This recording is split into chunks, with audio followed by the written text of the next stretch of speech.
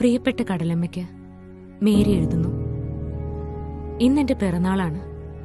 കഴിഞ്ഞ 18 വർഷവും ഞാൻ വളർന്നത് ഇവിടെയാണ്.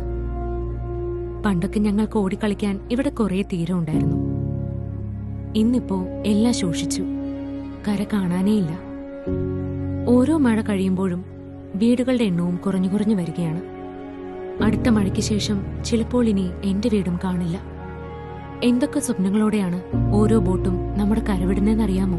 പക്ഷേ ഇവരുടെ ഉള്ളിലെന്നും ആദ്യം മാത്രമാണെന്ന് എനിക്കറിയാം. ഒരു ബോട്ടും വലയും വാങ്ങാൻ എത്ര കാലമായി ചേട്ടനും സ്വപ്നം കാണുന്നു. ഇതുവരെ ഒന്നും നടന്നിട്ടില്ല. ജെസ്സി ആന്റിയും ജീനയും ഇപ്പോഴും പ്രാർത്ഥനയിലാണ്. വർഷങ്ങൾക്ക് മുമ്പേ കടലിൽ കാണാതായ ജോണങ്ങൾ എന്നെങ്കിലും തിരിച്ചു വരുമെന്നോർത്തുള്ള കാത്തിരിപ്പിലാണ്. ചുറ്റിലും ഇത്രയേറെ വെള്ളമുണ്ടായിട്ടും കുടിക്കാൻ ഇത്തിരി വെള്ളം കിട്ടാൻ എന്തൊരു ബുദ്ധിമുട്ടാണെന്നോ.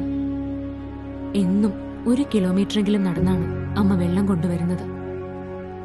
ഒഴിവുള്ളപ്പോഴെല്ലാം ഒരു കൈസഹായത്തിന് ഞാനും പോകും. മറിയമ്മച്ചി ഇപ്പോഴും മകളുടെ വീട്ടിലാണ് താമസിക്കുന്നത്. സ്വന്തം വീട് നഷ്ടപ്പെട്ടിട്ട് കുറേ ആയെങ്കിലും അവർക്ക് ഇതേവരെ പുതിയ വീട് കിട്ടിയിട്ടില്ല. കളിച്ചും ചിരിച്ചും എന്റെ കൂടെ ഇരിക്കുമെങ്കിലും അപ്പന്റെ മനസ്സിലെ കടലിരമ്പം എനിക്ക് കേൾക്കാം.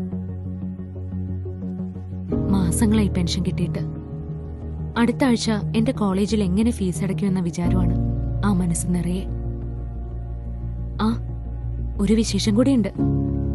ഇത്തവണത്തെ ഇലക്ഷനിൽ എനിക്കും വോട്ടുണ്ട്.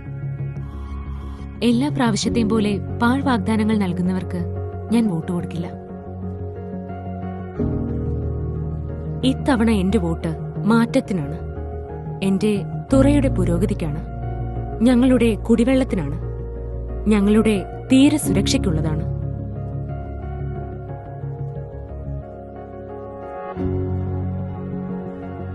അപ്പനെപ്പോഴും പറയും, നമുക്ക് വേണ്ടതെല്ലാം കടലമ്മ തരുമെന്ന്. എനിക്ക് ഉറപ്പുണ്ട്, നമുക്ക് വേണ്ടതെല്ലാം കടലമ്മ തരും.